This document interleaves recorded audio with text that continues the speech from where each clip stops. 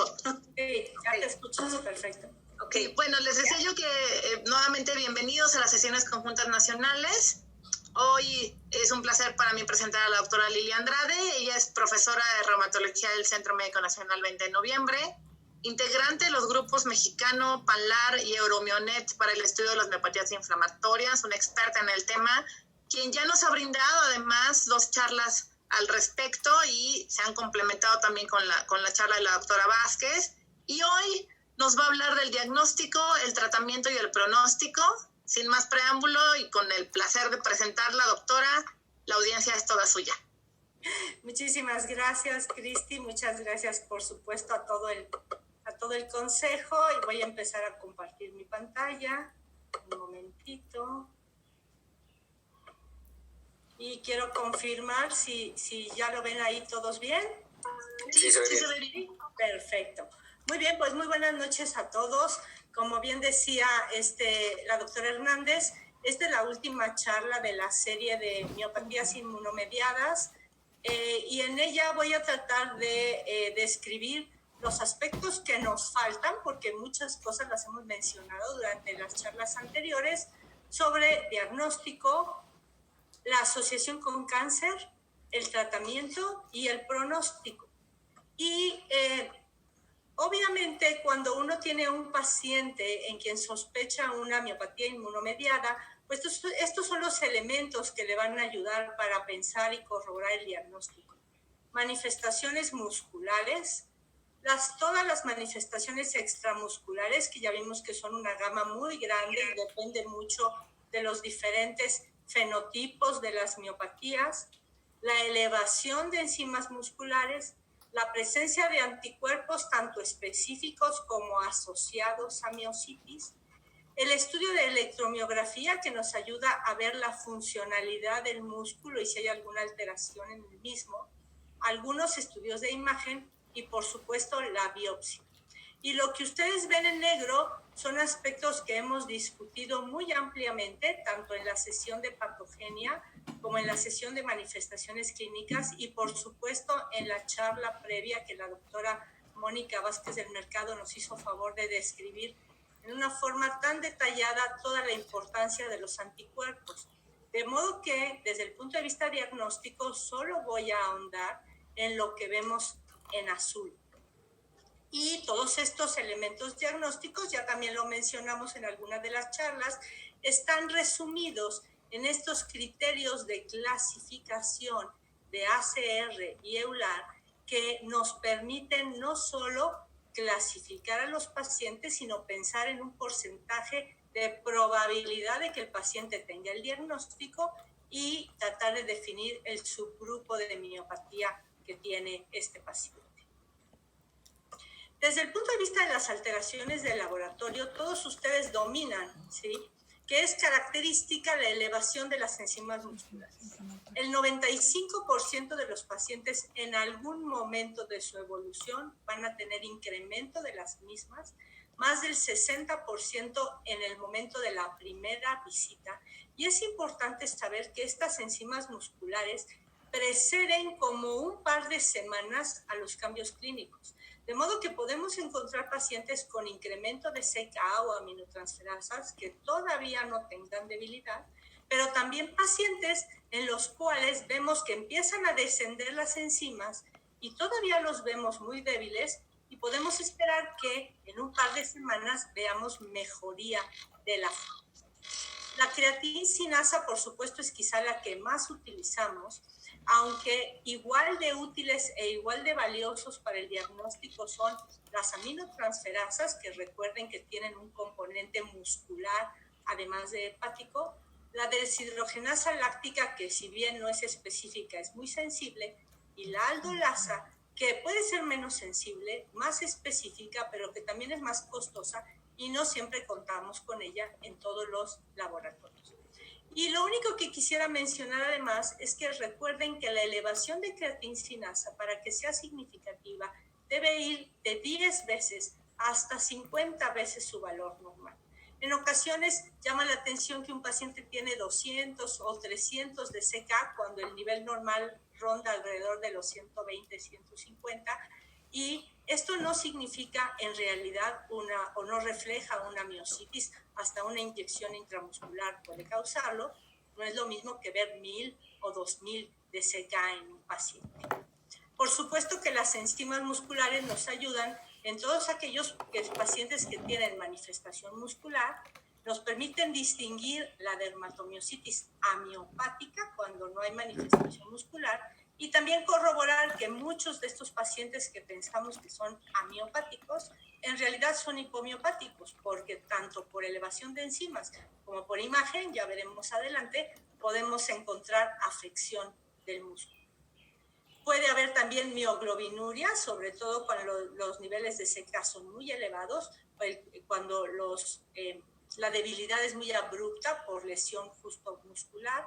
Es frecuente encontrar linfopenia, que no tiene ninguna característica en especial, y por supuesto elevación de los reactantes de fase aguda en los momentos de inicio de la actividad.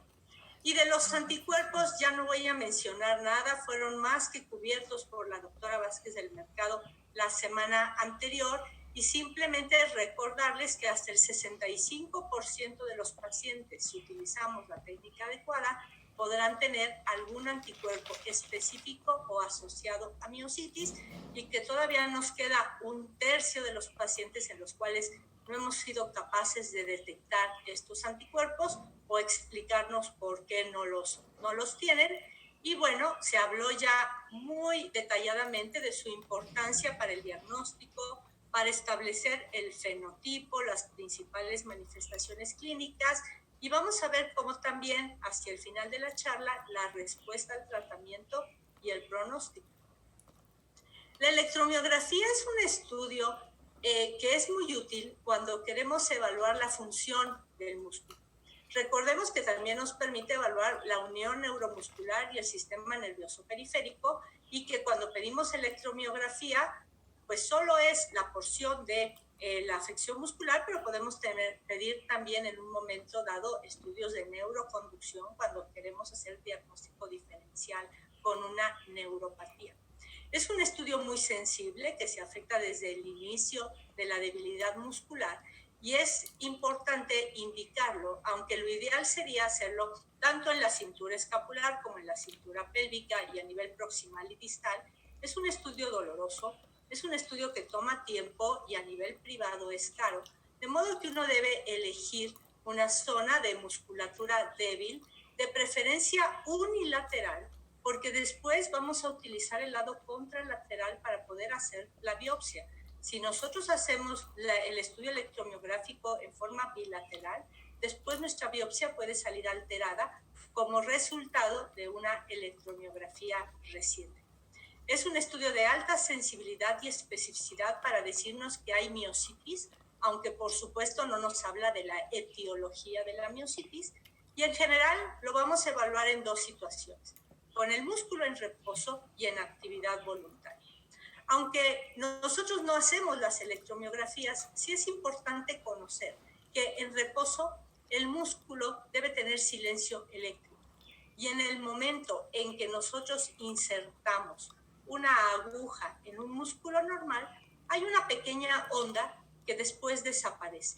Sin embargo, en el paciente con miositis hay inestabilidad de la membrana, y podemos encontrar que en forma espontánea aparecen fasciculaciones, fibrilaciones, ondas positivas. Recuerden que en la electromiografía lo positivo va hacia abajo, al contrario del electrocardiograma, y a veces descargas miotónicas de alta frecuencia que nos hablan de irritabilidad de la inserción, que no deberían existir en el músculo normal. Y en el momento en que instalamos un estímulo eléctrico para causar una contracción, o pedimos al paciente que haga una contracción voluntaria del músculo, el componente, digamos, de unidad motora normal que ustedes pueden ver aquí del músculo, y que si nosotros pedimos que el paciente en condiciones normales contraiga, va a dar la repetición de todos estos potenciales.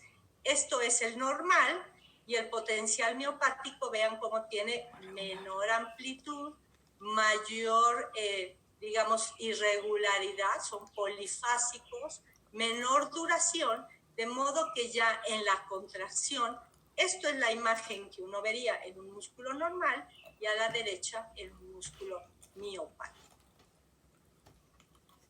De la biopsia muscular ya no voy a hablar mucho, lo hablamos con mucho detalle en la sesión de fisiopatogenia. Solo recordar que se sigue considerando el estándar de oro para el diagnóstico de miositis, que tenemos que realizarla en un músculo que clínicamente tenga debilidad, que no haya sido sometido, como les decía yo, a una electromiografía previa cercana, que la afección es en parches, de modo que hasta el 20% de los pacientes con miositis pueden tener una biopsia negativa. Esto no quiere decir que no haya daño en el músculo y que tenemos 4 patrones principales.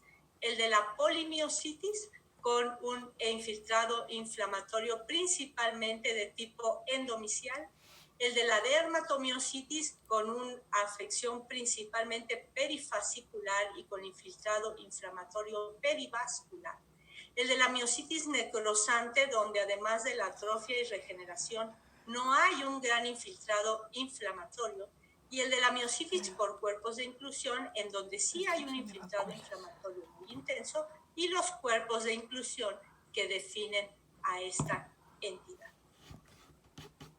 Y de los estudios de imagen, pues sin duda la resonancia magnética muscular se ha convertido en uno de nuestros estudios más útiles. Es un estudio muy sensible y específico para detectar afección del músculo. Debemos solicitar una resonancia magnética nuevamente de las áreas proximales, cintura escapular o cintura pélvica, con secuencias en T1 que nos va a permitir detectar en forma de mayor intensidad el edema o inflamación del músculo, y además con una secuencia que pueda suprimir grasa como T2 con supresión grasa o STIR, porque en el caso en que esto sea inflamación, lo seguiremos viendo brillante, ahora les mostraré unos ejemplos, y en el caso en que sea sustitución grasa del músculo, pues perderá esa intensidad de la señal. La resonancia magnética nos sirve para varias cosas. Uno, para guiar una biopsia en un momento dado, para conocer la extensión de la afección muscular y la distribución, si es más en los músculos anteriores, posteriores. Cuando se utiliza resonancia magnética de cuerpo entero, que se ha recomendado, aunque no es muy práctico y es costoso hacerla, también nos permite definir si hay la misma afección a nivel pélvico o escapular. Por ejemplo, para detectar esas dermatomiositis que pensamos que son amiopáticas y que muchas veces son hipomiopáticas. Y por supuesto, pues vamos a encontrar edema, inflamación, que edema es directamente proporcional al proceso inflamatorio, y en las fases crónicas, pues ya infiltración grasa o atrofia, y en las miositis necrosantes vamos a ver cómo predomina principalmente este daño y atrofia.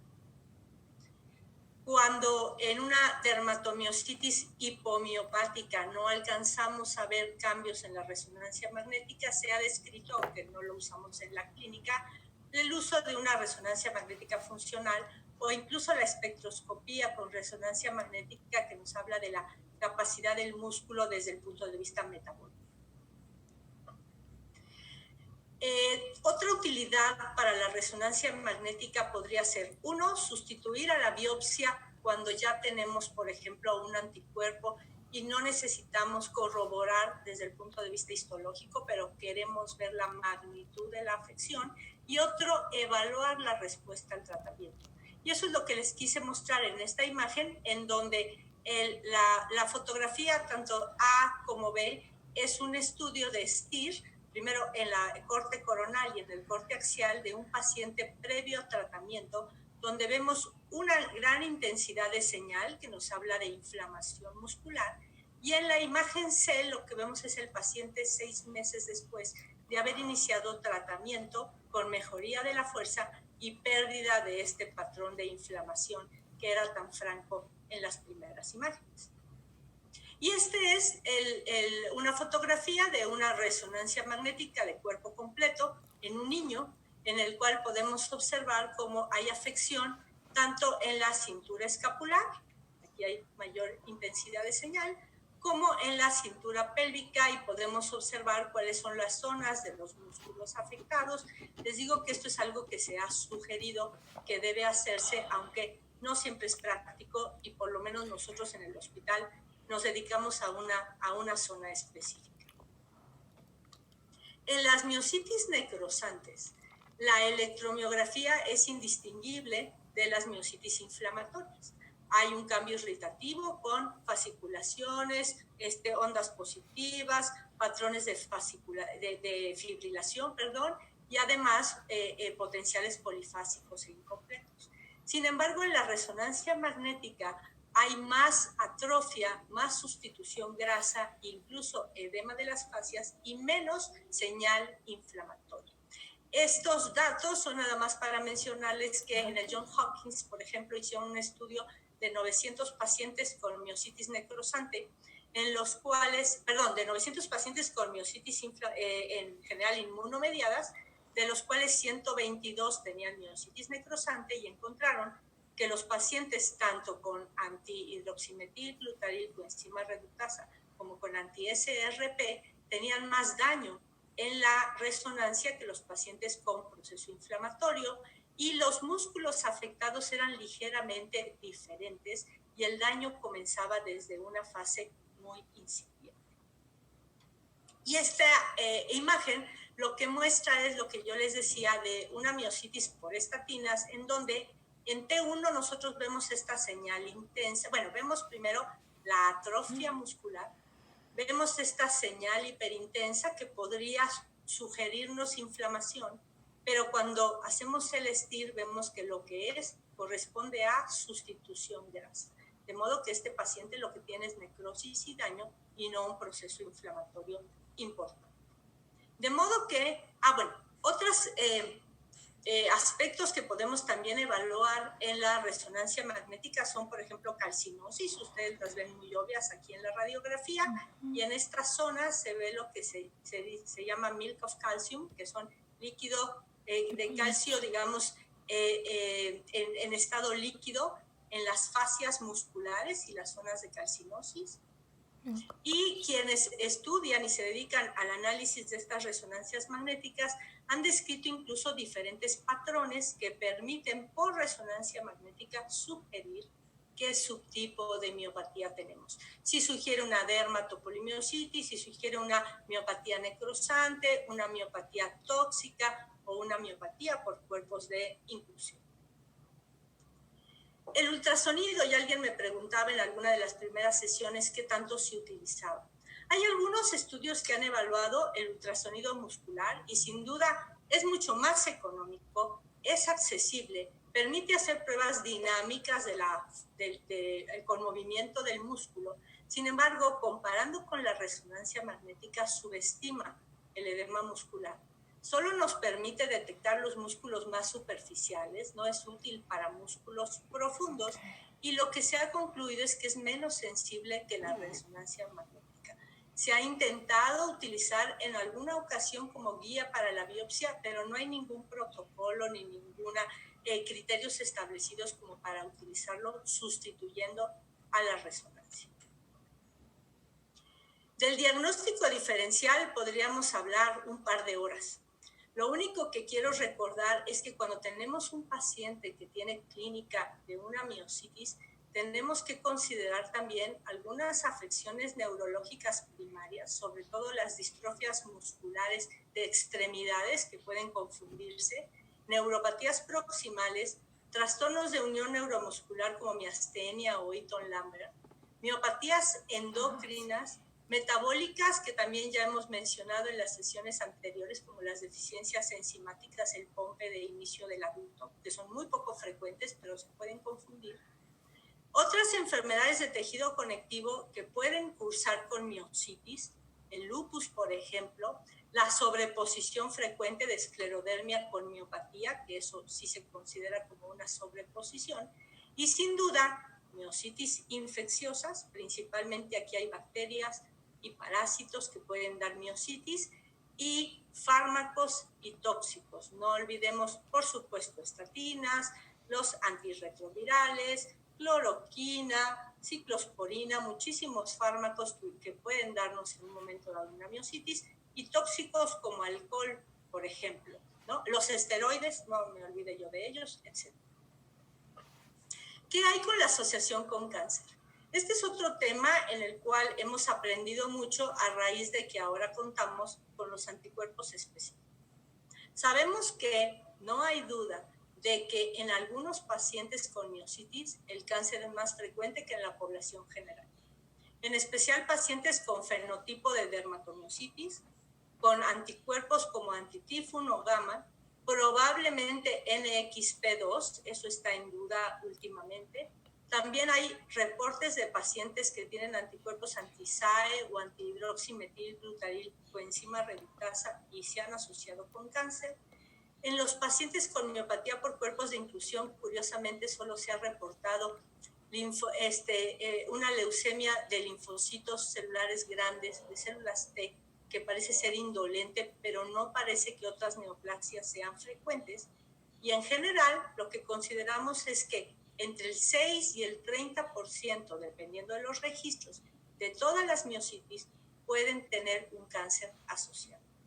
Son excepcionales los casos en niños. La mayoría de los registros no tienen casos de cáncer en el grupo de dermatomiositis juvenil, y en los pocos casos en que se han reportado parece ser algo coincidente. Y es importante saber que en el 80% de los pacientes, en el mismo año se va a realizar el diagnóstico de la miositis y del cáncer. Y después de eso, conforme se va ampliando el lapso de tiempo, el porcentaje de coexistencia disminuye. De modo que hay autores que consideran que el límite debe ser 3 años para pensar que es miositis asociada a cáncer. Hay quien dice que el límite debe ser 5 años. En realidad esto quizá no tiene mucha importancia, sin embargo, el primer año del diagnóstico o del cáncer o de la miopatía son el más importante por esta coexistencia. Y la mitad de los pacientes inician con las manifestaciones de cáncer y luego desarrollan la miositis, y la otra mitad primero con la miopatía, y al estudiarlos aparece algún dato de la neoplasia. También es importante que la gran mayoría de los pacientes, la miopatía se va a comportar como un síndrome paraneoplásico. Del momento en que nosotros podemos controlar la neoplasia, la miopatía mejora. Y cuando el paciente empieza nuevamente con alteraciones de debilidad, cutáneas, etc., lo primero que tenemos que sospechar es que el cáncer ha reaparecido y buscar nuevamente e iniciar de nuevo el tratamiento. Y muchas veces vamos a ver el tratamiento de estas circunstancias tiene que ir en paralelo. La fisiopatogenia, bueno, hay muchas teorías. Por un lado, sabemos que los tumores van a tener antígenos propios. Estas células tumorales que se reproducen rápidamente van a tener una mayor expresión de antígenos que mutan, que son diferentes, digamos, a los antígenos que el organismo reconoce, y además exponen otros epítopes que no eran antes detectados por las células inmunológicas, y esto despierta una respuesta inmune que establece pues una inmunidad antitumoral que es muy probable que pudiera tener reacción cruzada contra una inmunidad contra el músculo. Pero por otro lado también, si ocurre una primera lesión muscular y este músculo sufre primero necrosis o atrofia y luego regeneración, si esta regeneración es muy rápida, esto facilita la expresión de autoantígenos que no son habituales en el tejido muscular. Y ya platicaba yo algo cuando la patogenia de que, por ejemplo, las células musculares tienen una mucho mayor expresión de moléculas de clase HLA clase 1 en su membrana, que no es normal en la célula muscular madura, e incluso de clase 2. Y todo esto puede facilitar esta detección también de los anticuerpos e incrementar la respuesta inmunológica anormal. En todo caso, tanto la respuesta antitumoral como esta respuesta cruzada va a facilitar la disfunción muscular, y esto puede ser un círculo que se perpetúa. Y otro aspecto es la discusión de si estos anticuerpos que se han asociado específicamente con cáncer son patógenos directamente y podemos atribuirles ser causales del cáncer. Podría haber una explicación en este sentido si, por ejemplo, pensamos que el T1 gamma es una proteína que pertenece a las proteínas TRIM, que tiene que ver con ubiquitización de algunos genes, por ejemplo, modifica la expresión de P53, que es un gen antitumoral. O lo que ya platicaba la doctora Vázquez del Mercado, la clase anterior de los anticuerpos, de que MI2 participa como uno de los, como con función de un checkpoint en el ciclo celular, al ser esta helicasa nuclear. Y entonces, todas estas, no conocemos bien si la alteración o la presencia de anticuerpos contra estas péptidos facilita en un momento dado la aparición de los tumores. La realidad es que los tipos de cáncer que vamos a encontrar en los pacientes con miositis casi siempre van a ser los habituales para edad y sexo en nuestra población. ¿Esto qué quiere decir? Para las mujeres, cáncer de mama, cáncer cervicouterino, cáncer de ovario, que parece ser el único que se expresa en una mayor prevalencia en realidad, pero también cáncer de pulmón y de tubo digestivo. Y para los varones, pues cáncer de próstata, de pulmón y de tubo digestivo. En los orientales se ha descrito un mayor predominio de cáncer nasofaringio, que en la población occidental no se ha detectado. Y en proporción, los pacientes con polimiositis, que tienen mucho menos riesgo de neoplasia que los de dermatomiositis, parece que pudieran tener más neoplasias de tipo linfoproliferativo. De modo que, en principio, el escrutinio que tenemos que hacer para buscar este cáncer es el que haríamos para la población general. Y es obligado en pacientes mayores de 40 años. Pero actualmente ya sabemos que la intensidad de este escrutinio va a depender de varios factores. Uno de los más importantes, los anticuerpos. Ahorita les voy a enseñar un par de estudios que muestran cómo los pacientes que tienen T1 gamma tienen un porcentaje altísimo, un riesgo mucho más alto, de casi 20 veces más de la población general, de tener una neoplasia asociada. Y el tratamiento muchas veces tiene que ser simultáneo. Hemos tenido pacientes en los cuales está detectado un cáncer de mama, por ejemplo, tiene la paciente que someterse a cirugía, pero tenemos que administrar por lo menos esteroides o gamma globulina para mejorar la fuerza muscular, la reserva de músculos respiratorios para que la paciente pueda ser candidata a tener esta cirugía. Y conforme se hace la cirugía y se comienza el tratamiento, pues entonces en forma secundaria mejora la miositis. ¿Cuáles son las manifestaciones clínicas que nos pueden hacer pensar en un mayor riesgo de cáncer de mama? Por supuesto, de cáncer en general. Por supuesto que esto no es absoluto, pero pacientes de mayor edad, si la debilidad comienza en forma muy rápida y es severa, y por lo tanto los pacientes tienen disfagia asociada. La menor frecuencia de enfermedad pulmonar intersticial, porque el síndrome antisintetasa y otros anticuerpos que se asocian más con problema pulmonar intersticial no se asocian específicamente con cáncer. Alteraciones cutáneas, y ahorita les mencionaré cuáles, ¿sí? La presencia de extremos de enzima muscular, o la CK muy elevada o al contrario, normal. Pacientes que no tienen anticuerpos asociados a miositis. Los pacientes con anticuerpos no específicos, sino asociados como ROS52, como SCLER70, en general tienen menos riesgo de cáncer.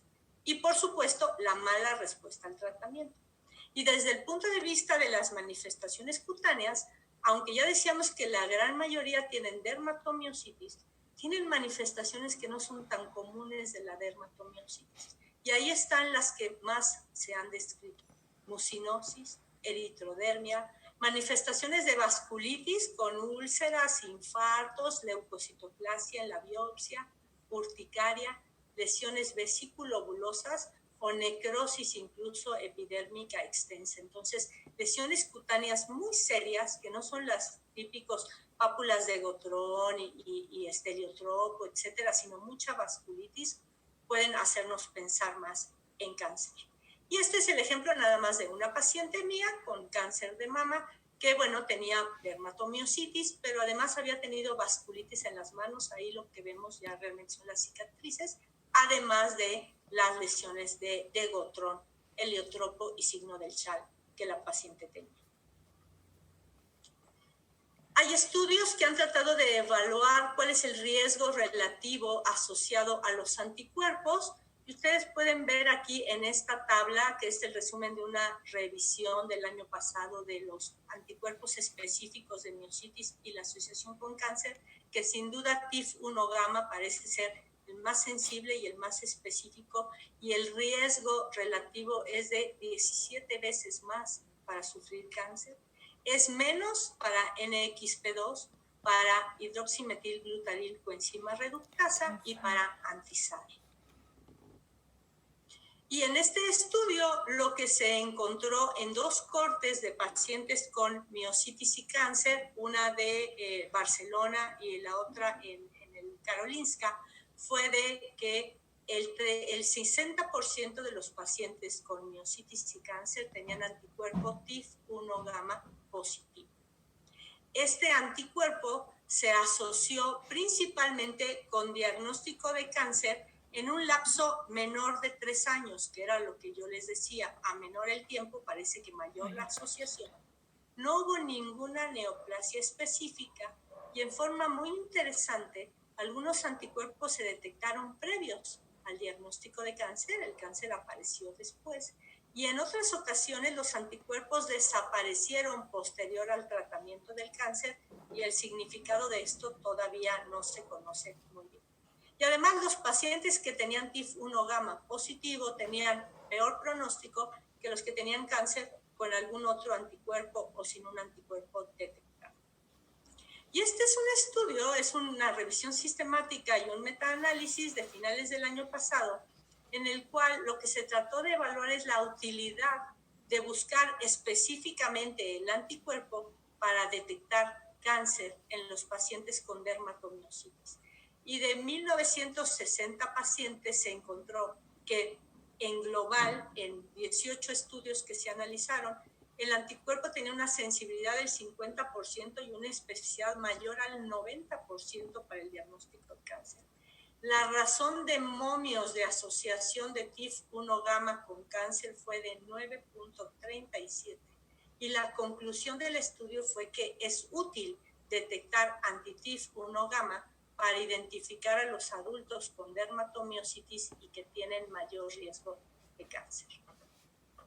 En relación con el NXP2, les decía yo que actualmente hay algunas dudas. Y este es un metaanálisis que se hizo en este año, en el cual lo que se encontró fue que los pacientes que tenían anticuerpo NXP2 de todas las cohortes que se han estudiado, tenían mayor prevalencia de calcinosis, menor prevalencia de enfermedad intersticial pulmonar, y por lo menos en este análisis de todas estas cohortes no se logró demostrar, ustedes pueden ver aquí en la parte inferior la razón de momios 1.42, con un índice de confianza que cruza la unidad, un mayor riesgo de cáncer en los pacientes con este anticuerpo. De modo que, ¿cómo dirigimos el escrutinio de neoplasia? Si nuestro paciente tiene más de 40, pero además tiene dermatomiositis, si tiene manifestaciones clínicas de esas que dijimos que parece que incrementan el riesgo, si tiene un anticuerpo específico, pues ya realmente hay poca duda. Y si además tiene datos clínicos sospechosos de malignidad, pues el escrutinio tiene que ser mucho más intenso que si el paciente no tiene ninguna de estas características o solo alguna. Es importante mencionar que los biomarcadores tumorales habituales que usamos en la población general, como el CA15-3, el carcinoma embriónico, etcétera, no parecen ser muy útiles en estos pacientes. Se ha estudiado este biomarcador de muerte programada que se está también analizando en la población general y pudiera ser de mayor utilidad. Y en estos pacientes con todos estos datos, lo que se recomienda quizás es el escrutinio a ciegas. Quiere decir, aunque nuestro paciente aparentemente no tenga ningún dato, habrá que hacer un PET, habrá que hacer una resonancia magnética del cuerpo entero o estudios dirigidos repetitivos para buscar una neoplasia. Todavía no hay guías como tales para establecer cuál es el mejor esquema de escrutinio. Hay un grupo de estudio en IMAX que está haciendo ahorita un protocolo para tratar de hacer recomendaciones de búsqueda de cáncer asociado a miositis que enfatizan lo que yo les he dicho. Hay que tener en cuenta cuáles son los tumores más frecuentes, el fenotipo de la miositis, hacer una historia clínica y un examen dirigido para buscar una neoplasia, los anticuerpos convenientes u otros estudios serológicos y los estudios de imagen según la sospecha. Y nada más para mostrarles en lo que se va actualmente, pues esta es una recomendación de qué estudios deben hacerse y no me voy a detener en ello porque no tenemos tiempo, y un algoritmo de cómo se va decidiendo qué tanto profundizar en el escrutinio para el cáncer. Respecto al tratamiento, muy importante, mientras más oportuno sea el tratamiento, mejor el pronóstico de los pacientes.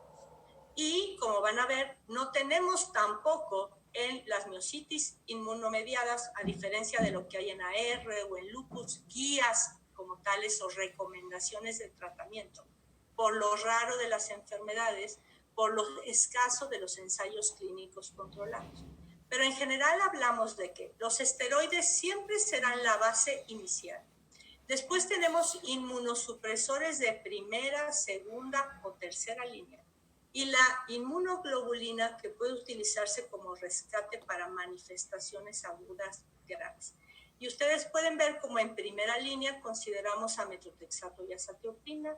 En segunda línea, micofenolato, los inhibidores de calcineurina o combinaciones. Y en tercera línea, ciclofosfamida, terapias biológicas. Y voy a describir qué datos tenemos sobre estos. Además, muchas veces las manifestaciones extramusculares requieren un tratamiento específico y es importantísima la fisioterapia desde el inicio, desde el momento en que se inicia el tratamiento. Este nada más es una revisión de Cochrane en la cual se trató de establecer si había cuáles eran las evidencias para decidir los mejores tratamientos inmunosupresores e inmunomoduladores. Se hizo inicialmente en 2005 y después en 2012, y simplemente para mostrarles que buscando ensayos clínicos controlados o casi controlados, digamos, la conclusión fue que se destacaba la ausencia de evidencia de calidad para poder establecer guías sobre eficacia y toxicidad de los diferentes medicamentos en las miositis inflamatorias. Les decía yo que los esteroides son el tratamiento inicial de elección porque hasta el 40% de los pacientes no tiene buena respuesta con el tratamiento esteroide aislado. Vamos a requerir entonces combinar en forma muy pronta con un inmunosupresor. En general, los esteroides los usamos desde el inicio en dosis altas, ya sea por vía oral o bolos cuando es necesario, y la reducción es gradual según la respuesta. Lo ideal es que a los 6 meses nuestros pacientes estén usando, si se puede, 10 miligramos o menos al día de prednisona, y hay que recordar el riesgo siempre de miopatía por esteroides. Y existen algunas evidencias de uso de corticotropina, que es la aplicación subcutánea de ACTH, que tiene un efecto, digamos, a más largo plazo, que está autorizada por FDA para miositis inmunes. Hay un ensayo clínico abierto y series retrospectivas de casos. Nosotros en el hospital no tenemos ninguna experiencia con ella.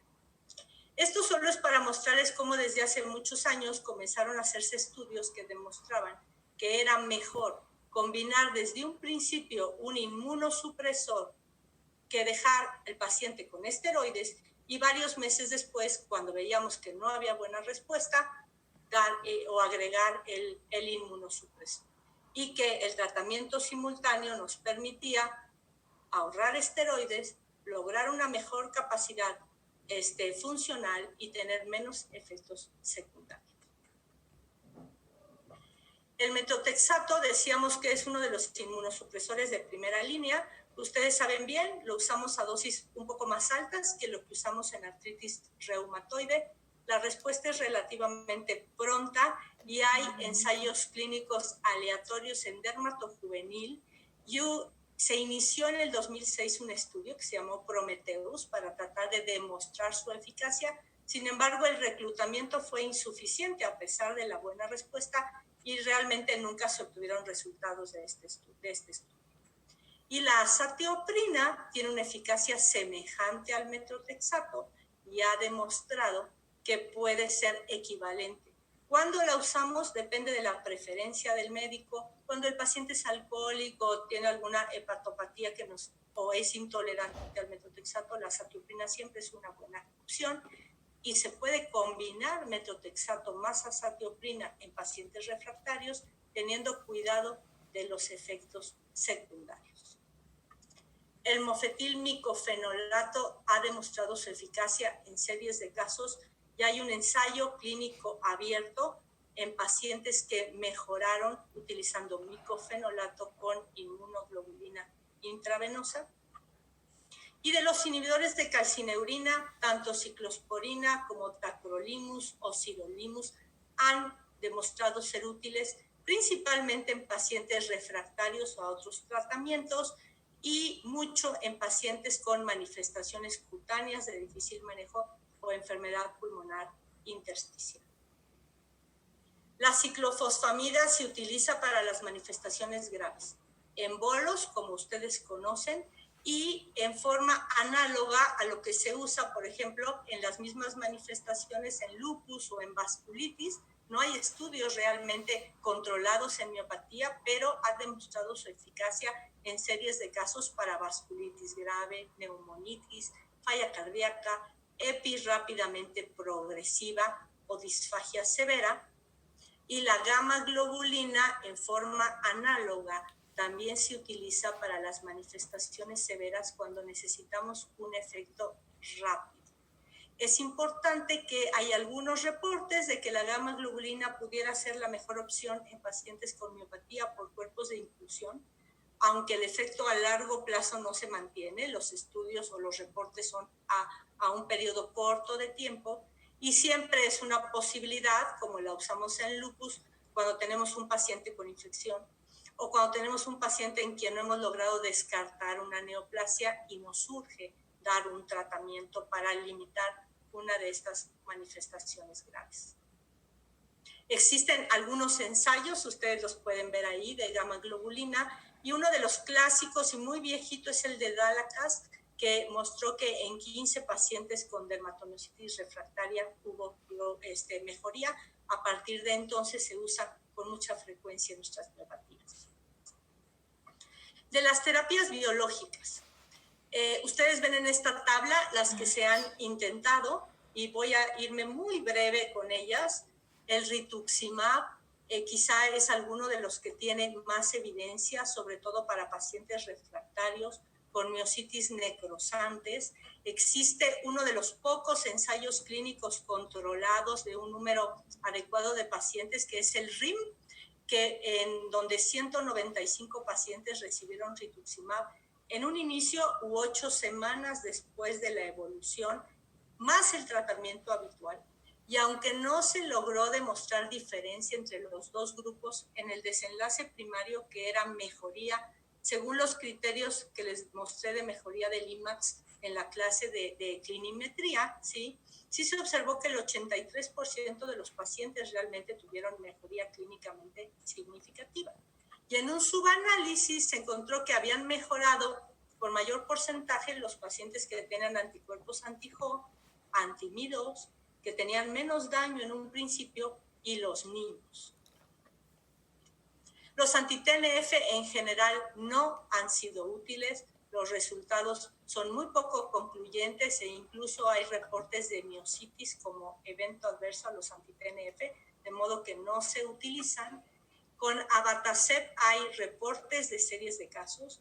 Hay un ensayo clínico, el estudio Artemis, que es un estudio abierto de 20 pacientes donde se observó mejoría, y actualmente hay un ensayo clínico de fase 3 del cual todavía no tenemos resultados. Y lo mismo ocurre con tocilizumab. Hay reportes de series de casos y un ensayo clínico fase 3 que está todavía en proceso, tampoco hay resultados todavía. De anakinra hay algunos reportes de series de casos en donde hubo alguna mejoría en grupo de pacientes.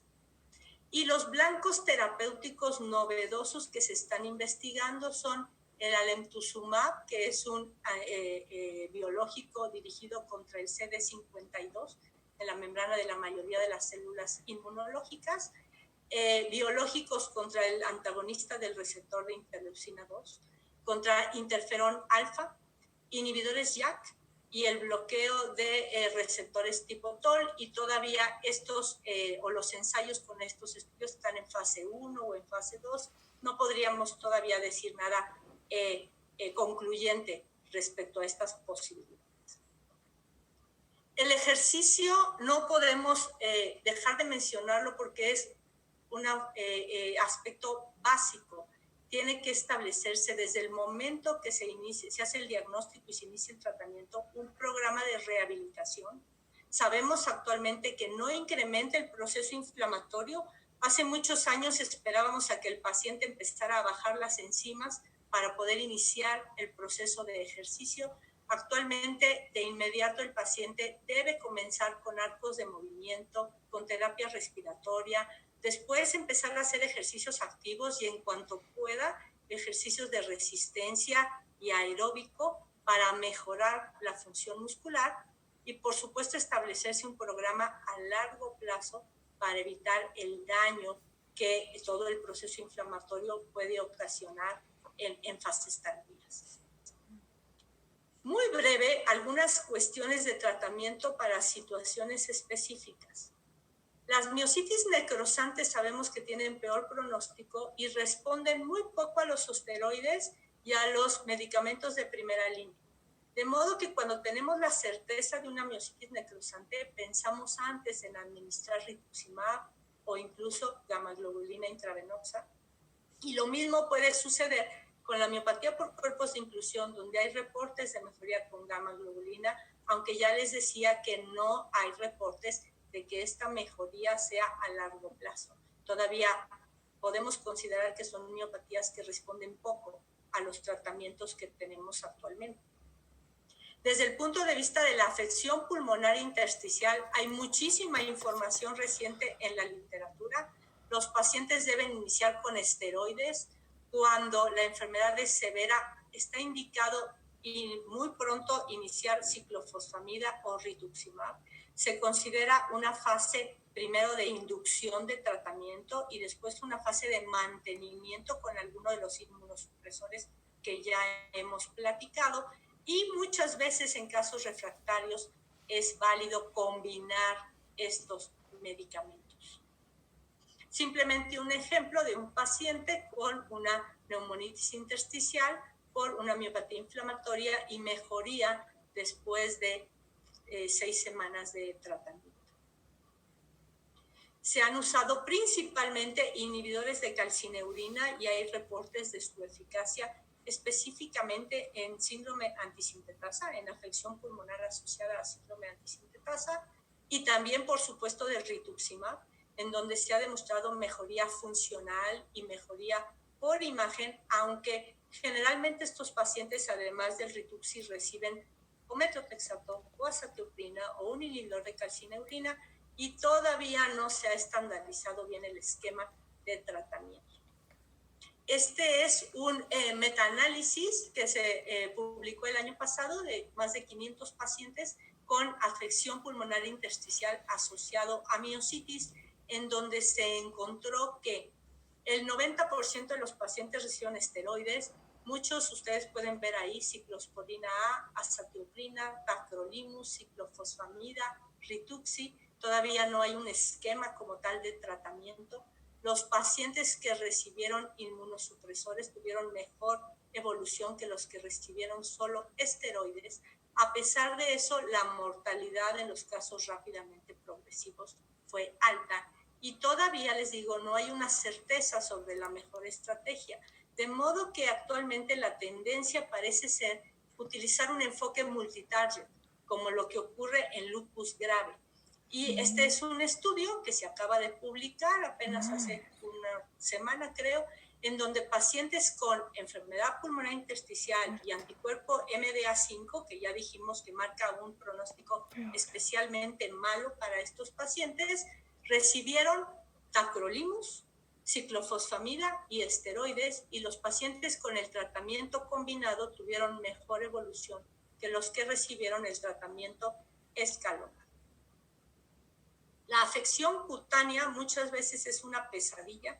Los pacientes requieren desde simple fotoprotección, manejo tópico que puede ir con esteroides, pimecrolimus, tacrolimus, por supuesto antimaláricos que son muy eficaces para estas manifestaciones.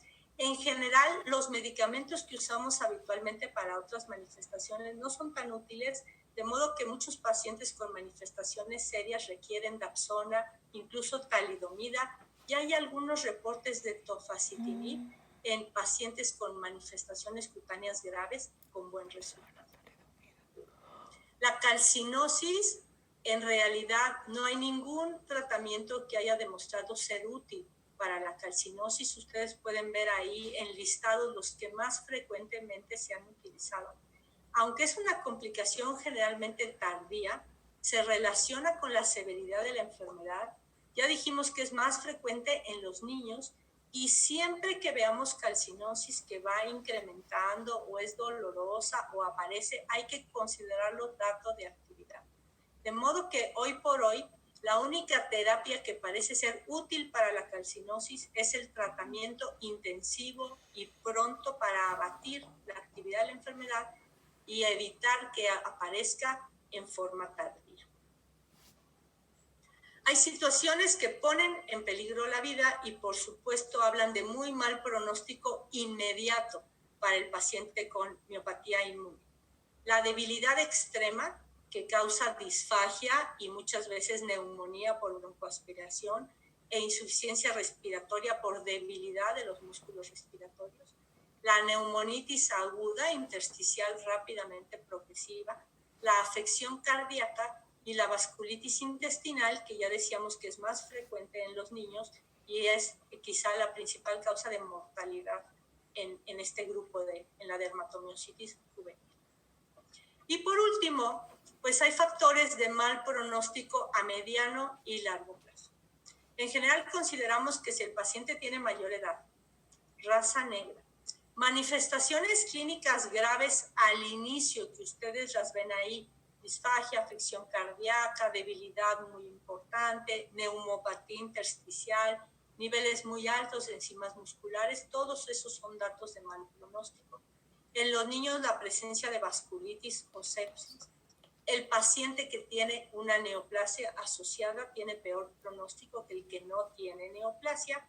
Y por supuesto, el tratamiento tardío, porque aparece el daño y este es pues irreversible. Y desde el punto de vista de los fenotipos, pues las miositis necrosantes, ya dijimos que tienen peor pronóstico y la miopatía por cuerpos de inclusión, y de las necrosantes más la anti-SRP que la asociada a estatinas. Desde el punto de vista de la enfermedad pulmonar intersticial, dentro de los pacientes con síndrome antisintetasa, aquellos que tienen anticuerpos diferentes al HO1 tienen peor pronóstico que los que tienen HO1 positivo. Y si se asocia a RO52 o MDA5, ya sea aislado o asociado a otros, tiene peor pronóstico. Y bueno, T1 gamma y NXP2 por la asociación con cáncer. Y en este estudio, en el cual se estudió el comportamiento de pacientes con enfermedad intersticial pulmonar y anti-RO52, se confirma esto que yo les digo, una mortalidad muy alta en los pacientes con este anticuerpo por compromiso pulmonar. Y que ya se los había yo mostrado en una de las sesiones anteriores, en donde se buscaron los anticuerpos de miositis en pacientes con enfermedad intersticial pulmonar y aquellos pacientes que tenían MDA5 tenían una afección rápidamente progresiva, y los pacientes que tenían MDA5 asociado a ROS52 fueron los que tuvieron un peor pronóstico. El año pasado en PANLAR nosotros presentamos este trabajo, que es la tesis de la doctora Olivia Enríquez, en la cual evaluamos el daño en nuestra cohorte de pacientes, y lo que encontramos fue que un alto porcentaje, 85% de los pacientes tenían alguna manifestación de daño, principalmente a nivel endocrino, musculoesquelético y gastrointestinal, que este daño ocurre desde etapas tempranas, pero más en aquellos pacientes que en vez de un curso monofásico tienen un curso crónico o recurrente, y además este daño se relacionó con el uso de esteroides, lo cual destaca pues la importancia de ahorrarlos y utilizar todas estas opciones terapéuticas en aras de poder limitar su uso lo más posible. Y bueno, creo que esto es lo que tenemos el día de hoy. Con esto damos por terminadas todas las sesiones de miositis y queda abierta la plática. Si tienen dudas o comentarios, estoy a sus órdenes. Muchas gracias, doctora, por la brillante exposición que nos ha hecho, y si tienen preguntas, por favor, a través del chat o... Voy a dejar de compartir por si quieren poner el... y les pedimos también, por favor, que nos contesten la encuesta a través del QR. Cris, yo no veo el chat, así que si tú tienes alguna pregunta, tú me la puedes decir, de favor. Sí, aquí estoy pendiente del chat, no tenemos preguntas. Ok. Yo tengo una pregunta, doctora Lilia, ¿sí me escucha? Sí, por supuesto. Gracias. El doctor David Vega de Monterrey, en la ponencia de anticuerpos, recuerda que me preguntaba si algún título de alguno de estos anticuerpos tenía relación con la actividad o pronóstico en algunas de las manifestaciones. En ese caso yo le contesté que no. Digo, la diversidad de métodos que ya habíamos hablado extensamente, pues hace difícil entre los cuantitativos que pretenden ser cuantitativos, los semi-cuantitativos, etcétera. Pero no sé su opinión. Hay una corte japonesa reporta nada más un grupo con MDA5 en donde ellos hicieron un ELISA, no recuerdo si fue casero, pero sí asociaban aparentemente títulos de MDA5 con el pronóstico. Yo la verdad no lo he visto como replicado ese trabajo. No sé si pudiera darme su opinión en respecto a esto. En realidad yo lo único que vi respecto a cambio en los anticuerpos, y no es título, sino es positividad o negatividad. En este estudio que mencioné de Ingrid Lundberg, que hizo con Selva O'Callaghan, de las dos cortes de Barcelona y Suecia, en las cuales lo que ellos encontraron fue que el título de T1 gamma estaba positivo en el momento de la neoplasia y la miositis, y que al tratar el cáncer exitosamente se negativizaba el anticuerpo. Pero no menciona nada de que en el Inter los títulos hubieran cambiado. Y en realidad no he encontrado nada respecto a títulos, y también revisando lo de pronóstico, no hablaban de títulos, pero de enzimas y otras cosas, pero no para nada de anticuerpos. Okay. Bueno, empezamos con las preguntas, doctora. Del doctor Mario Pérez, la miopatía por esteroides es muy poco frecuente. En su experiencia, ¿ha tenido casos con esta situación? Sí hemos tenido un paciente. Curiosamente, esta paciente no tenía una miositis inmune. Esta paciente tenía lupus. Y por motivos de la actividad de lupus, estuvo recibiendo esteroides en dosis importantes, y entonces empezó con debilidad muscular, con elevación de enzimas hepáticas. Pensamos que era una sobreposición, pero al quitar el esteroide, la paciente mejoró. Pero fuera de esa paciente, no recuerdo así algún otro caso en mi hospital. De la doctora Perla Yulitzma. Gracias, doctora, por la excelente charla. Y usted mencionó realizar un escrutinio en pacientes mayores de 40 años. ¿En niños hay asociación con algún tipo de malignidad? No hay. La mayoría de las cortes que hablan de, por ejemplo, las miositis asociadas a cáncer y describen sus subgrupos, la mayoría dicen no hubo ninguna neoplasia en el grupo de dermatomiositis juvenil, ¿sí? Y hay algún reporte de pacientes, de niños con miositis y que tuvieron, por ejemplo, alguna leucemia, pero la conclusión es que como esto son casos aislados, pudiera ser algo de coincidencia nada más.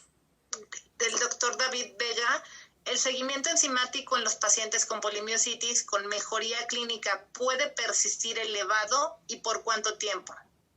Sí, este también es otro problema al que nos enfrentamos con frecuencia. Aunque la mayoría de los pacientes, la fuerza y las enzimas van como en paralelo, si hemos tenido pacientes, yo he tenido pacientes que clínicamente mejoran y las enzimas persisten altas y altas y altas y clínicamente van bien. Y buscándolo en forma intencionada por un paciente que recuerdo tuvimos hace un par de años, existe una entidad que es la hipersecaemia, ¿sí? Hay otras comorbilidades como pueden ser los trastornos tiroideos, que también puede dar cierta elevación de enzimas musculares, pero también hay pacientes en donde aparentemente sigue habiendo una inflamación subclínica a pesar del tratamiento. Y lo que sí le puedo decir es que este paciente estuvo muy bien durante muchos años, siempre con CKs de 2000, nunca logramos bajarla de 2000, y de repente un día empezó a empeorar clínicamente y cada vez peor y cada vez peor. La enzima siguió alta y él llegó a estar en silla de ruedas a pesar de todos los tratamientos. Nuestra conclusión después de todo el estudio y las biopsias y todo fue que era una miopatía necrosante. Y no tuvimos en ese momento la posibilidad de determinar el anticuerpo específico. De la doctora Emma Escudero, muchas gracias por la charla. Si decidimos de inicio el uso del tratamiento con inmunoglobulina, ¿cuál es el tiempo mínimo de aplicación de la misma que usted recomienda, asumiendo que se presenta la miopatía con una manifestación grave? Bueno, lo que nosotros hacemos es que la inmunoglobulina es como nuestro recurso inmediato y casi siempre en el hospital, en cuanto iniciamos la inmunoglobulina, decidimos agregar algo más, que puede ser metotrexato, azatioprina, incluso micofenolato de mofetilo. Y por lo menos nosotros administramos 3 meses de inmunoglobulina. Los estudios que hay o las series de casos van desde 3 meses hasta 1 año. Sin embargo, sabemos lo costoso que es el tratamiento con inmunoglobulina y que además, en realidad, lo que queremos es que nos permita superar la fase de gravedad inmediata, como puede ser una insuficiencia cardíaca, una vasculitis, una cuestión así. Entonces, yo diría que el mínimo, si se puede, 3 meses. Y el máximo, pues, depende de los recursos y de cómo va a ser la evolución del paciente. Y hay que recordar que no es del todo inocua y hay que estar checando la función renal también, porque puede llegar a dar en un momento dado insuficiencia renal. Sí. Okay. De MEVV, doctora, muchas gracias por su plática. El pronóstico en pacientes jóvenes con posibilidad para HO1 y RO52, además de interstitial lung disease, ¿podría mejorarse con alguna de las terapias nuevas o multitarget? Bueno, no es frecuente, ya lo habíamos platicado también en las otras pláticas, que haya varios anticuerpos. Pero cuando hay HO1, este anticuerpo nos habla de una enfermedad pulmonar intersticial con mejor pronóstico. Pero si tiene el RO52 asociado, pues esto nos habla de un mayor riesgo de mal pronóstico en la afección pulmonar. Entonces, probablemente, y por supuesto, considerando el aspecto clínico y cómo va el paciente, es muy probable que sí pudiéramos dar algún tratamiento combinado. De hecho, el doctor Rojas en el INER y nosotros en los pacientes con enfermedad pulmonar intersticial casi nunca estamos usando ya un solo inmunosupresor y casi siempre combinamos rituxi, micofenolato o ciclofosfamida rituxi o azatioprina, metotrexato, dependiendo de las circunstancias. De Salvador, doctora, ¿la refractariedad al tratamiento siempre es desde un inicio o hay casos en donde hay respuesta en un inicio y después recaída o tendríamos que pensar entonces en falta de apego? Yo creo que lo que yo he visto principalmente es que hay pacientes que son refractarios desde un inicio y en estos pacientes tenemos que pensar en una miositis necrosante o en la posible asociación con una neoplasia. Pero también hay pacientes que tienen historia de que iniciaron con miopatía, recibieron hace muchísimos años solo esteroides, mejoraron, entraron en remisión y nos los mandan de otros hospitales por recaída.